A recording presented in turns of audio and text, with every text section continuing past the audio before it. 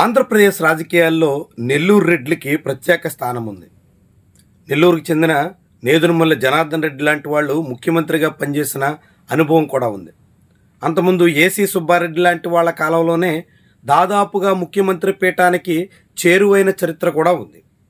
ఇలాంటి తరుణంలో ఇప్పుడు నెల్లూరు జిల్లా కేంద్రంలో ఉన్నటువంటి రెడ్లు మాత్రం తీవ్రంగా కలత చెందుతున్నారు. గడిచిన కొన్నేళ్లుగా నెల్లూరు సిటీ నియోజకవర్గం రెడ్ల చేతుల్లోకి రావడం లేదు.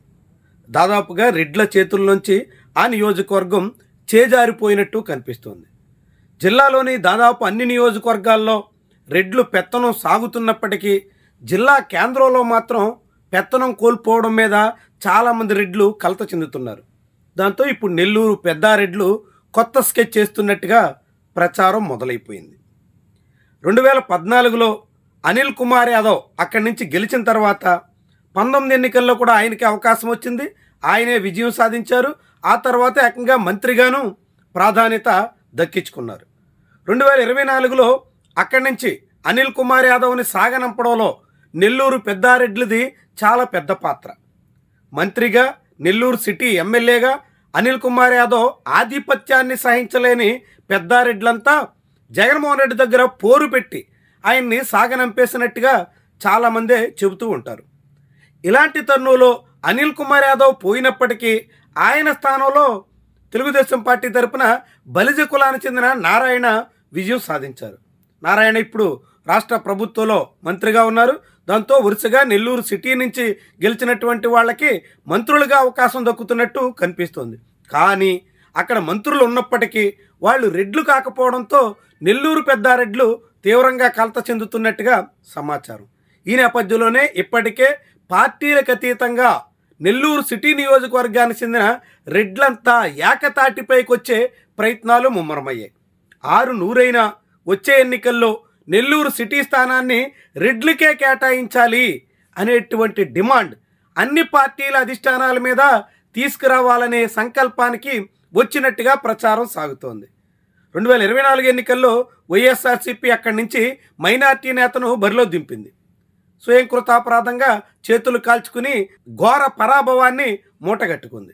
ఇక వచ్చే ఎన్నికల నాటికి వైఎస్ఆర్సీపీలో పరిణామాలు ఎట్లా ఉంటాయి అన్న దాని మీద రకరకాల ప్రచారాలు అయితే సాగుతున్నాయి. ప్రస్తుతానికి నియోజకవర్గ ఇన్ఛార్జిగా చంద్రశేఖర్ రెడ్డి ఉన్నారు కాబట్టి ఎమ్మెల్సీగా ఉన్న ఆయనకు వచ్చే ఎన్నికల్లో ఎమ్మెల్యేగా అవకాశం రావచ్చు అనే ప్రచారం వైఎస్ఆర్సీపీ శ్రేణుల్లో సాగుతోంది. సరిగ్గా అదే సమయంలో తెలుగుదేశం పార్టీలో కూడా నారాయణ కాకుండా రెడ్లకే ఛాన్స్ ఇవ్వాలి అనే డిమాండ్ బలంగా ముందుకొస్తుంది. ఇప్పటికే టీడీపీ అధిష్టానం ముందు కూడా అలాంటి డిమాండ్ ముందుకు పెట్టినట్టుగా ప్రచారం సాగుతోంది. అదే సమయంలో నారాయణ కూడా వయోభారం, ఇతర కారణాలతో వచ్చే ఎన్నికల్లో పోటీ చేయాలా లేదా అనేటువంటి ఆలోచనలో కూడా ఉన్నట్టు సమాచారం. ఇప్పటికే నారాయణ మీద అమరావతి కేంద్రంగా చాలా పెద్ద వ్యతిరేకత కనిపిస్తోంది. ముఖ్యంగా అమరావతిలో రైతాంగాన్ని ఆయన పట్టించుకోవడం లేదని, అమరావతి ప్రాజెక్ట్ ఆశించిన మేరకు సాగడం లేదని కమ్మ కులానికి చెందినటువంటి వాళ్ళు నారాయణ తీరుతో తీవ్ర ఆగ్రహంగా ఉన్నారు. నారాయణ తనకు అనుకూలుడైనటువంటి తన కాపు కులానికే చెందిన కన్నబాబుని సిఆర్డీఏ కమిషనర్గా తీసుకురావడంలో సక్సెస్ అయ్యారు. అక్కడ కాటమనేని భాస్కర్ అనే కమ్మ ఐఏఎస్ అధికారిని తప్పించి కన్నబాబు అనే కాపు కులానికి చెందినటువంటి ఐఏఎస్ అధికారికి అవకాశం కల్పించడంలో నారాయణది కీలక పాత్ర. అలా కమ్మలకి తగిన ప్రాధాన్యం దక్కడం లేదు అనేది కమ్మ కులస్తుల్లో ఉన్నటువంటి అభిప్రాయం. దాంతోనే నారాయణకి వ్యతిరేకంగా పార్టీ అధిష్టానం ముందు పలు ఫిర్యాదులు చేస్తున్నారు. అయినప్పటికీ అటు చంద్రబాబు, ఇటు లోకేష్ దగ్గర నారాయణకున్న ఇమేజ్ కారణంగా నారాయణని ఏం చేయలేని పరిస్థితిలో ఉంది.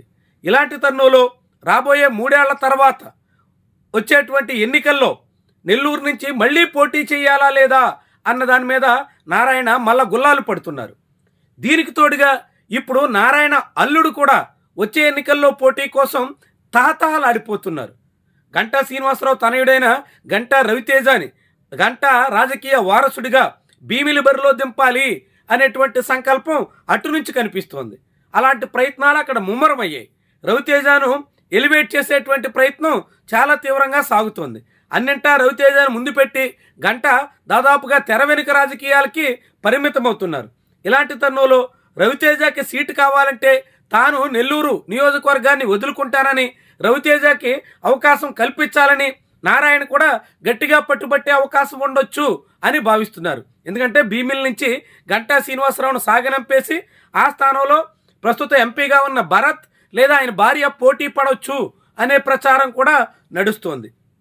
ఈ తరుణంలో భీమిలి సీటు కోసం అక్కడ బాహాబాహి పోరు నడుస్తున్నటువంటి తరుణంలో నారాయణ నెల్లూరు వదులుకుని అల్లుడు కోసం త్యాగం చెయ్యొచ్చు అనేటువంటి ప్రచారం కూడా ప్రబలంగా ఉన్నటువంటి తరుణంలో నిజంగానే నెల్లూరులో నారాయణని పక్కన పెట్టి రెడ్డి కులస్తులకు ప్రాధాన్యత ఇవ్వడానికి టీడీపీ ఎంత మేరకు సిద్ధమవుతుంది అన్నది ప్రధానమైనటువంటి విషయం. అదే సమయంలో వైఎస్ఆర్సీపీ కూడా అనిల్ కుమార్ యాదవ్ మళ్ళీ యాక్టివేట్ అవుతున్నటువంటి తరుణంలో ఆయన్ని పక్కన పెట్టి అనిల్ని కాదని ఎవరైనా రెడ్డి నేతను అక్కడ బరిలో దింపే అవకాశం ఎంత మాత్రం ఉంటుందో అనేటువంటి అనుమానం కూడా ఉంది. అయితే చంద్రశేఖర్ రెడ్డికి ఎమ్మెల్యే కాగలిగినంత క్యాపబిలిటీస్ ఉన్నాయా, అలాంటి అవకాశం ఆయన అందిపుచ్చుకోగలరా, ఇలాంటి ప్రశ్నలు కూడా ఉన్నాయి. ఏమైనా అటు వైఎస్ఆర్సీపీ ఇటు టీడీపీలో కూడా రెడ్లకు నెల్లూరు స్థానాన్ని కట్టబెట్టాలి అనే డిమాండ్ అయితే బలంగా ముందుకు వస్తుంది. దానికి తగ్గట్టుగా అన్ని పార్టీల రెడ్లు ఏకతాటి మీదకి వస్తున్నటువంటి వైనం ఆసక్తిగా మారుతోంది. నెల్లూరు రాజకీయాలను ఇది చాలా పెద్ద స్థాయిలో ప్రభావితం చేసే విషయంగా కూడా మారబోతోంది.